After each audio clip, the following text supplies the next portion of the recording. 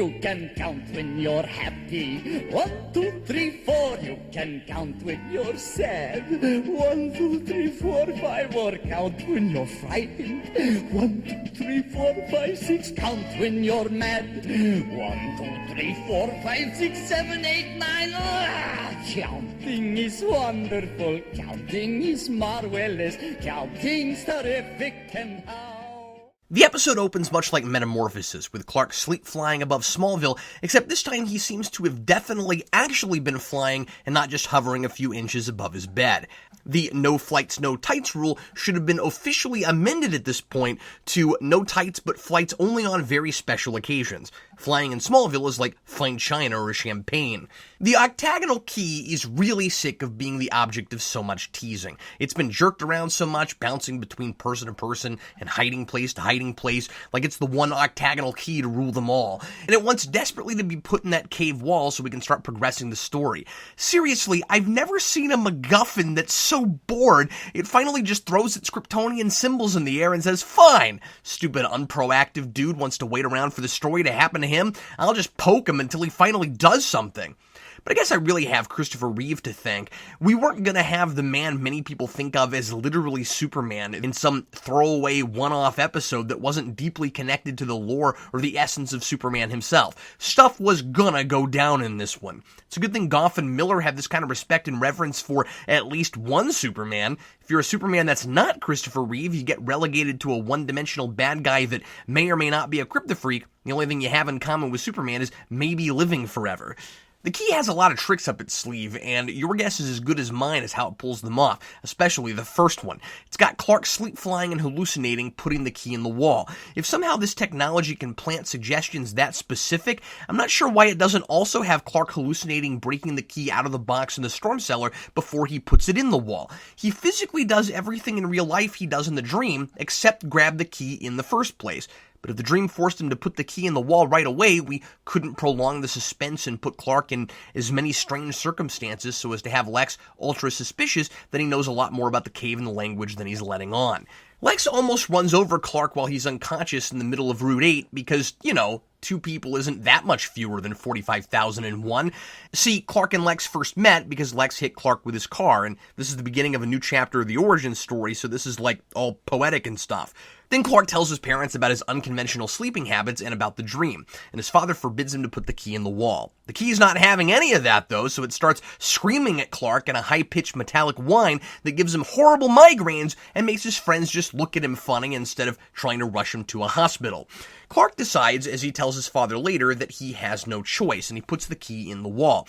As the wall treats him to a spectacular light show worthy of Club Zero, Clark has this natural look of curiosity and wonder on his face that's too often absent from a teenage boy who knows he comes from space, has a telescope in his barn, and loves close encounters of the third kind.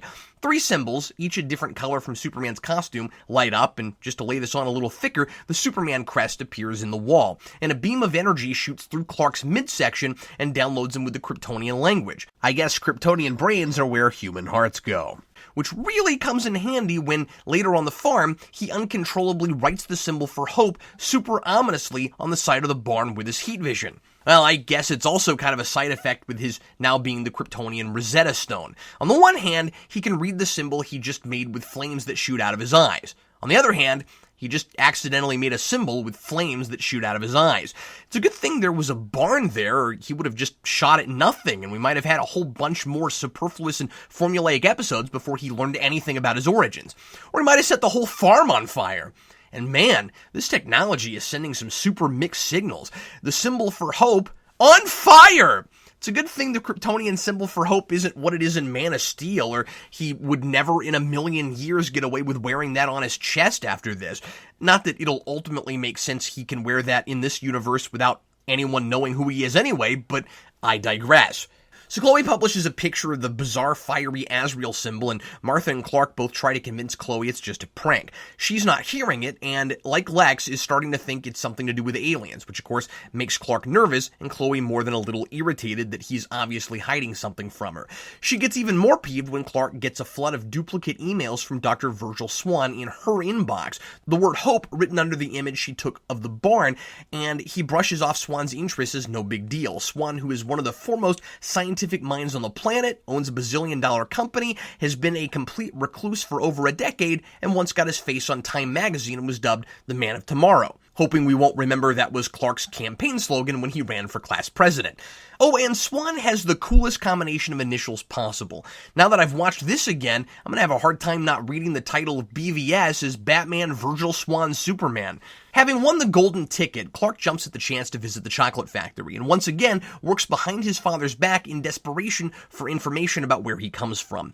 He sends Swan a message, and Swan claims he has something for him. So in a truly emotional, heart-wrenching scene, Clark tells his parents he's going, regardless of their disapproval and despite the risks. He's not being defiant, just taking charge of his own life.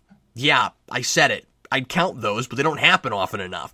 He promises his parents that whatever happens, they'll still be his mom and dad. Clark visits the mysterious and eccentric Swan in the back room of the New York Planetarium, where he explains that he intercepted a message from another world on the day of the meteor shower, and that after years of trying to decrypt it, he discovered a mathematical key. No, not that key, like a code, that allowed him to read the whole language. He offers to show Clark a second message, but only if he admits that he's Kal-El, the infant son the boy's alien parents refer to in the message, imploring humanity to deliver him from evil. Swan gives him an ultimatum: either tell him now, or Swan will never allow him to come again. Swan promises he's not trying to expose Clark, he just has to know for his own edification. This has become his life's work, and seems to have consumed his every waking moment. Clark reluctantly agrees, and after the commercial break, Swan shows him the other message, which is a lot more cryptic and appears a lot less useful to Clark than the first one. It's a message for Kal-El himself, promising him that his birth parents will be with him all the years of his life. Neither he nor Swan knows what that's talking about, but Clark will start to get a hint of it by the end of the season, as he learns that through technological means bordering on ancient witchcraft, his father's grasp extends far beyond the grave. Clark also notices a star chart containing Krypton's coordinates, and Swan tells him what we already know, that Krypton is gone, and that's the reason he was sent to Earth. He doesn't know how it happened, saying it could have been war, famine, disease, or any one of a million scenarios.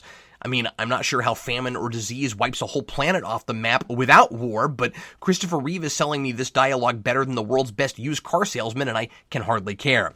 Meanwhile, Walden Books finds the Kryptonian key, puts it in the slot, and the Kawatche Wall thumbs down his post, and he gets the Kawatche triangle of coma, cataracts, and doom, putting him in a catatonic state that completely baffles doctors, but not perceptive couch potatoes, who can probably imagine more or less what fate has in store for him down the road. And there's a subplot involving Lana snooping around on Chloe's computer and her continuing insecurity about Clark's feelings for Lana over her. Once again, she gets all sanctimonious about Lana opening a folder labeled CK and finding her spring formal pictures, throwing Lana out of her office over invasion of privacy, refusing to acknowledge her double standard, considering all the time she's violated her friend's privacy in the name of journalism. Lana takes this as a sign that the Sullivans don't really consider her family. By the end, they make up after Chloe convinces Lana not to move away, with her family tree homework assignment labeling Lana as her sister. A moment I might have found touching if these two weren't competing so hard for the least valuable person award this season. After Clark learns what's pretty much the standard Kryptonian origin story, he reads one more message with the ship's heart, knowing what it is now because he can read the language and, for the sake of story convenience, didn't think to put it in the ship until after he talked to Swan. Having insisted on going alone before, and now realizing he's alone in the universe, except for the family that raised him, Clark invites his father to open the ship with him. Clark says he must be reading the message wrong because it's the last thing he, or the audience, expected. His birth father tells him to rule the human race with strength. Clark flips out, horrified at the prospect of his being sent to conquer, and worried that's a destiny he can't change. Jonathan, in probably John Snyder's best bit of acting in the entire series, tells his son, "I'm your father," in one of the most convincing and least silly deliveries of that line, not parroting The Empire Strikes Back, and that he knows Clark better than anyone. Clark is a force for good, not a force for evil. They embrace each other, but as the camera moves around to Jonathan's face, we see that pang of uncertainty that any father worth his salt would be feeling right then. One last stirring and dramatic sting of the John Williams Superman theme, then credits. Despite some obvious TV tropes and contrivances, Rosetta is overall one of the most memorable and captivating hours of television I've seen. I think it's the best script written by the show's creators, Goff and Miller, and what makes it most successful is its atypically deliberate sense of pacing and the anticipation it builds both to Reeves' inevitable appearance in the final 10 minutes and to the name drop and initial history lesson about Krypton. Making Reeves' character an integral part of Superman's origin story is a stroke of brilliance. It allows one generation's Superman to pass the torch to the next without getting cheesy about it, as Reeves is playing a completely different sort of character, and we're not laying the fan service on so thick as to reference some line or moment from the Superman movies every 15 seconds he's on screen. He gets to play a guy who's interesting regardless of being played by Christopher Reeve, but the casting enhances the monumental nature of the moment in the context of the story itself by making it a monumental moment in reality as well. And even though Christopher Reeve's acting is limited, of course, just to his face, he is really elevating Tom Welling's performance. It's a surprisingly tasteful and creative bit of stunt casting. I think Goff and Miller took more care than usual here because they know how big of an opportunity it was to have Reeve, and they wanted to be sure they didn't waste it. Most viewers who tuned in that week knew Christopher Reeve was on the show, so they would have been waiting with bated breath for him to finally arrive. It's a big risk to tout up someone of Reeve's renown as a guest star and then only feature them in the last few minutes. If that part watches too much like an obligatory cameo, it feels like a ratings cash-in. The audience feels cheated. On the other hand, if a special guest star is overused and it's all fan pandering and no story, you get the same result. Most of this episode is really engaging before Reeve is even on screen, to the point where it might suck people in and make them forget they came for Reeve. This is a great example of fan service serving the story rather than story serving fan service, and that's why I have such a love-hate relationship with this show. Sometimes it does that and does it really well, but it does the latter so much more often. I see Rosetta as something akin to a second pilot, or maybe it's more accurate to call it a jumping on point. Miller and Goff are juggling a lot here in making this an exciting event episode and a major key issue episode. They have to know that more people will sit down to watch this one who have never watched the show before over any other episode apart from the pilot. So there are two different audiences they have to serve simultaneously. They can't lose the newbies with so much lore and continuity that they're lost and quit watching before Christopher Reeve shows up, but they can't bore their diehards with perpetual recap and hand-holding. Yet they want us to feel like all roads have been leading here, so this has to be a culmination of events. And if you're the producers of a show that a bunch of people are suddenly trying out for the first time, you want to hook them with your story and give them reasons to keep watching, even if they don't go back and watch everything from the beginning, in the days before binge watching and when DVD box sets were just coming into fashion, but were still prohibitively expensive for a lot of people. Although there's been a lot of stalling, especially on the will they, won't they Clark Lana front, I don't mean to say that Smallville's story starts prematurely or that we haven't seen any progress for Clark or Lex since the beginning, but this easily could have been another point in history to begin this show in the first place. Miller and Goff play this as a first chapter for anyone who's being introduced to the show with this episode, dropping in mentions of major subplots like, for instance, Martha's pregnancy, so that won't be a bombshell for them when it comes up again later, but working it in thematically so it doesn't feel too recappy. After all, now that Jonathan and Martha are going to get what they always wanted, a biological child of their own, Clark is feeling unneeded, as he's always filled that void, and that plays at least a small part in his decision to learn about where he really comes from. There's a constant sense of gravitas about this episode. No matter what's happening on screen, it always has my undivided attention. It just feels like everything suddenly matters and we're through futzing around like we have been the last couple episodes. Some of that is achieved because of major story revelations, but a lot of it is also in the production. There are entire scenes that would usually have some music behind them where the score drops out completely, creating an added feeling of weight, and so that the John Williams themes feel more pronounced when they start to sneak into the soundtrack. Toward the end, some of that is laid on maybe a little thick. There's maybe one too many bum-bum-bum-bum-bums in that last scene, but that comes in subtly, starting with a brilliantly placed bum-bum-bum-bum played on the xylophone during the scene where Clark insists he's going to see Swan. There's a lot more attention to shot composition than in a lot of previous episodes, too. I love the shot panning down the line of everyone on the farm in side profile, designed to make the audience shift in its seats in anticipation before we finally get to see what they're seeing. I like that by the end of this episode, the grander ideas are progressing to a new level, just as Clark is moving on to a new chapter of his development. Maybe that should be a given, but this is a show that likes to pussyfoot around for the sake of filling episode quotas, so when I see real movement, I feel the need to pat it on the back. The dilemma Clark, and to a lesser degree Lana and Chloe, face here is about the definition of family. How important is blood over the real human bonds we make with other people? What kind of loyalty do we have to those who are biologically related to us over those who have, simply because they care about us, shown loyalty to us? And do biological family ties sometimes bind us? Is the natural family sometimes too powerful to resist, regardless of what we want? Clark wants to know about his birth parents, but he doesn't think he'll feel any differently about his adoptive parents once he does. And yet, there's a looming uncertainty that even as he promises Jonathan and Martha that nothing can change how he feels about them, some things might be beyond his control. By the end of the episode, with the not-so-cryptic message from his birth father telling Clark that he's destined to rule the world, Clark has legitimate reason to worry he might have made a promise he can't keep.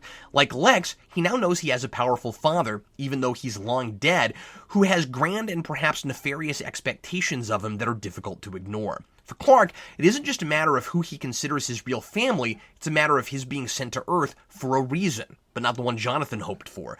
Finally, Clark is afraid of what the universe has in mind for him, that he's trapped and can't do anything about his fate, and I'm actually sympathizing with him. I still find it silly, especially in the down-to-earth home he was raised in, that he's still putting things in terms of destiny rather than inexplainable, albeit extraterrestrial power that might have a hold on him. Although there is that pesky prophecy, and so far Kryptonian technology looks a lot more like magic than it does science. Nah, who am I kidding? So far. That's never gonna make a lot of sense. And there's a reason I'm expecting Jor-El's face when I get to the pearly gates.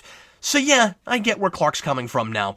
Initially, I found myself irked by the way Clark comes to put the key in the cave wall. He tells his father he has no choice. Now down the road, he'll make similar cases and be in the wrong. He does have a choice. He sometimes makes the wrong one while duped into thinking he's trapped between a Kuachi cave and a hard place, and he pays for it. And one could argue he pays for his brashness here by literally turning the key to a future of manipulation and being forced time and again to choose between his birth world and his adopted one by his biological father. But it's hard to imagine he could have stopped all that. At least here, it really doesn't seem like he could have done anything else. What was he supposed to do? Just live with that ear-piercing screeching forever?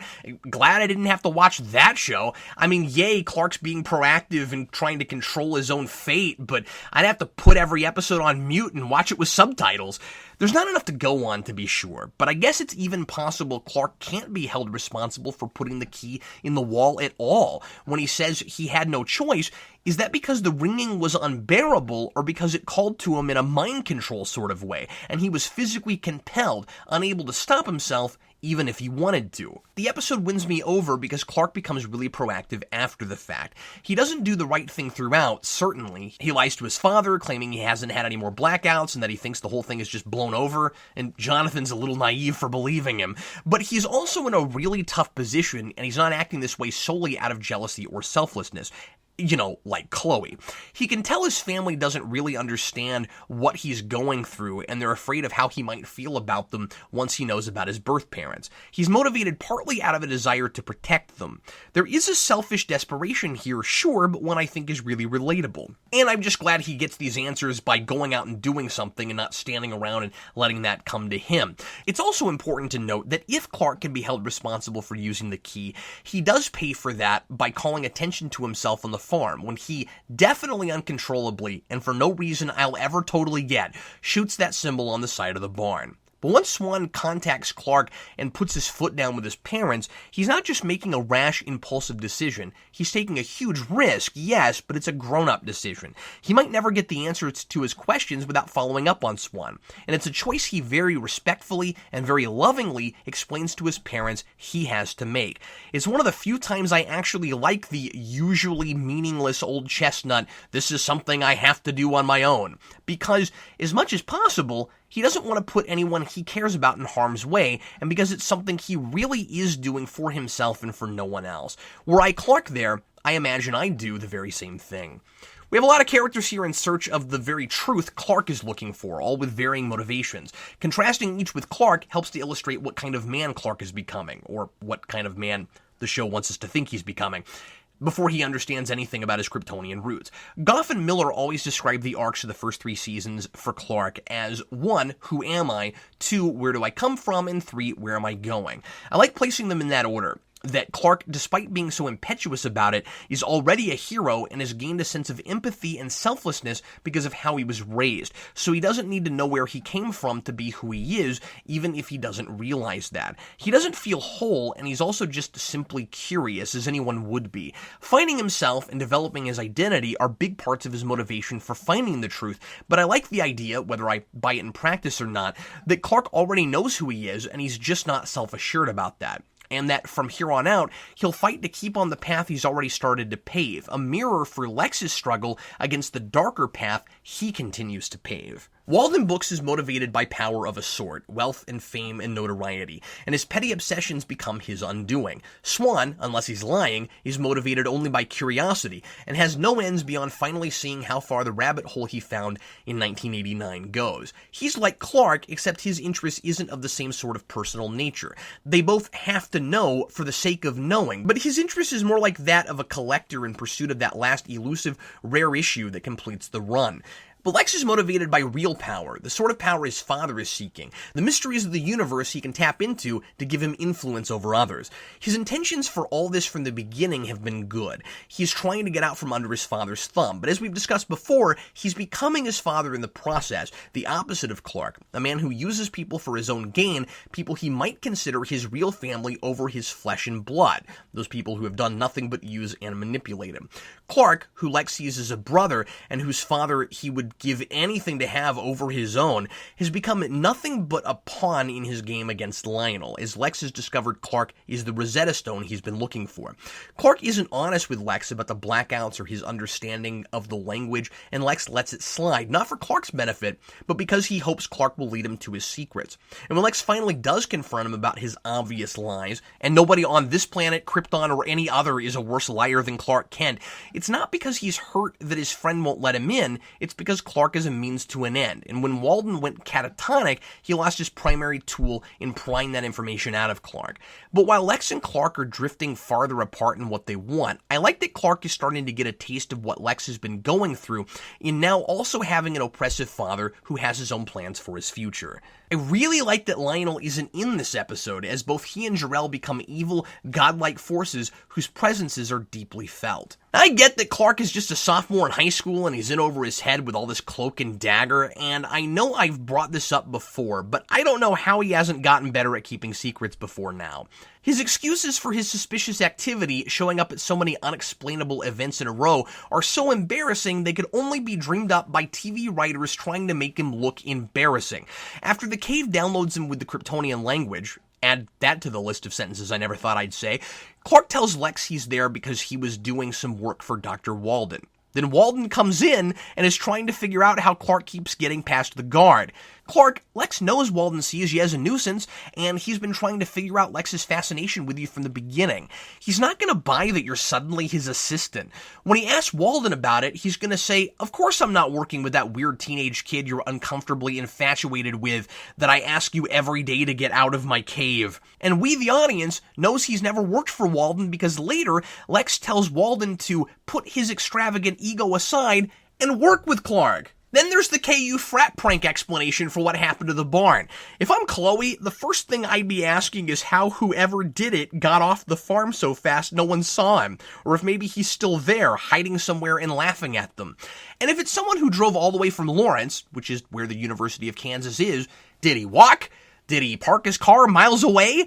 I grew up in Lawrence, and there are 2 pretty dinky towns nearby, either of which would be a good contender for being where Smallville might be located if it's supposed to be that close to KU. And if it was, actually a small town. These are both towns of about 5,000 or 6,000 people. Smallville's population is about half of Lawrence's currently.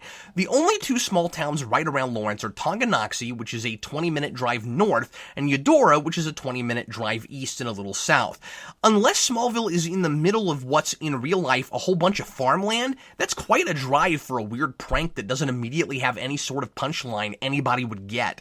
And of course, neither Lex or Chloe are buying these absurd stories, and they know there's something going on with Clark. And I know Martha also suggested the prank theory, at least she didn't say KU, but I'd think Clark would try a little harder, or maybe finally just start saying, okay, look, I know none of this makes sense, and yes, I'm hiding something from you, but I can't talk about it, and I have a really good reason. But what really takes the cake with Clark's carelessness is his writing Kryptonian symbols on a family tree in public, at the Talon, and when Lana sees it, and then Clark sees Lex coming, he crumples it up and throws it at a trash can, not even making sure it gets inside. This is clearly just a lazy contrivance to get the Kryptonian writing in Lex's hand, and man does it make Clark look stupid. Oh, and maybe he should have looked around the cave a little harder before he decided the key disintegrated. Lex's right place, right time powers are in overdrive this episode. Seriously, I think that's the power the kryptonite gave him when it took away his hair. First, he happens to be driving out on Route 8 when Clark winds up there unconscious and nobody else is around. Then, he just happens to walk in and find Clark's Kryptonian doodles at the Talon. It's almost as if somebody were writing a TV show and needed Lex to be in certain places to progress the story. No wonder there's so much talk about whether anyone really has their own free will in this show. Sometimes it's like these characters can see the writing behind their actions as much as I can. The Lana-Chloe subplot is, as usual, the huge weak link. I praise the episode for finding natural ways to catch new viewers up on what's going on so they can continue watching, but this is where it goes too far. They both need something to do this episode, and the audience needs to know about the love triangle, but we don't want it to look like a dangling, irrelevant subplot, so it's roped into Clark's story thematically in the most forced and lame way possible. We are still pretending like Chloe pouring her heart out to Clark when he was sick is a big revelation. Now, this is a good time to explore the similarities in the girls in Clark's family situations. They've all lost parents, they all have abandonment issues, and Clark and Lana were both raised by at least one parent who wasn't actually related to them by birth. But this isn't nearly as relevant or touching as the episode tries to play it for two reasons. First, the family angle is forced. Lana has to make a weird logical leap to get from Chloe's upset with me to I'm not family. What does their living together really have to do with anything, besides the fact that knowing they both like the same guy, perhaps drama was to be expected? And does Lana really think she wouldn't have the same problem if she and Chloe were actually sisters? They could both still go after the same guy, Lana could still invade her privacy, and Chloe could still respond in exactly the same way. It would have been a lot less of a stretch to parallel Clark's situation with Lana and Henry Small somehow. Secondly, even though Chloe forgives Lana for what she did and apologizes for overreacting, she comes off as insincere and self-centered. Lana plays like a consolation prize, the way she sneers at Clark for not sharing his secrets with her, and then immediately and skulkingly going to Lana with her family tree. When she says, family isn't about the people who don't love me, it's about the people who do, she's not talking about her mother or anyone else. She's talking about Clark. And including Lana in that is, in a weird way, kind of a rebound move. She's made completely unlikable for the sake of drama, and to etch these two into an idea picture they don't really fit into without separate subplots there's probably not time for. Swan is a pretty theatrical guy, and it's hard not to love his style, but he does one big thing that doesn't make a lot of sense. Why send Chloe a bunch of emails with an English word under that symbol addressed to Clark? I realize this is in the early 2000s before everyone's phones replaced their brains, but if he really isn't trying to expose Clark as he swears to him, surely there are more covert ways to get Clark's attention.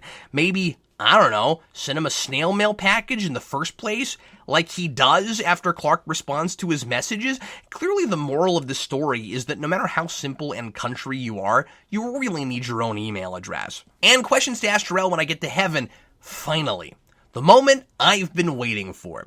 The moment where I get to address the almighty, all-seeing, all-knowing Jarrell directly. I have a lot of questions for you, Jarrell, questions that only you can answer because you're personally responsible for the confusion that leads to all of them. 1, why now? Why did you choose exactly this moment in Clark's development to finally allow him to know anything about his heritage? I realize in future episodes you're going to act like there's a timetable for all this, but that's never really going to make sense to me, so I thought I'd go ahead and broach it here. Second, you seem to have had an awful lot of time on your hands as you were preparing for the end of the world. You couldn't have simplified how you delivered information to your son just a little bit?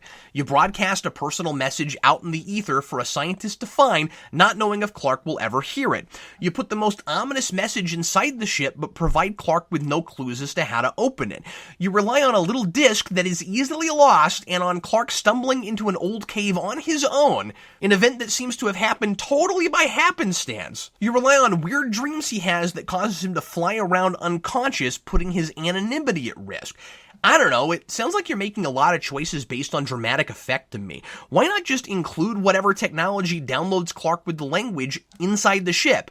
Or if it can't be made that compact, just put a flashing arrow on the key that lights up as soon as you think the time is right, and Clark will just play hot or cold until he gets to the cave and finds the very conspicuously placed keyhole that perfectly fits that key, and then he can read the language, know what the ship's heart is, and then all the stuff you want him to know could be in the ship in the first place. What you're doing now is just unnecessarily risky, really convoluted, and honestly is the beginning of making you look like a sociopath. Number 3, are you clairvoyant? Not The Clairvoyant, that's a different show and he wasn't actually clairvoyant, but you seem to know everything that's going to happen before it happens, which is a big part of your seemingly unnecessarily elaborate plan to shock the audience in the final scene of a pivotal episode, which I'm thinking may be more important to you than whatever you think Clark's destiny is supposed to be. As much as I like the idea of Virgil Swan, if you can get Clark to download the Kryptonian language and you put a message in the ship, he doesn't need Swan at all. Just tell him Krypton exploded and everything else that Swan knows in the message. Instead, you have Clark, and I'm assuming this was your idea, I guess I don't know, burn a creepy symbol into a barn, it seems, just so Swan can send Clark a message? Was that your intention? Like, you knew that's what was going to happen somehow? Or was that a happy accident?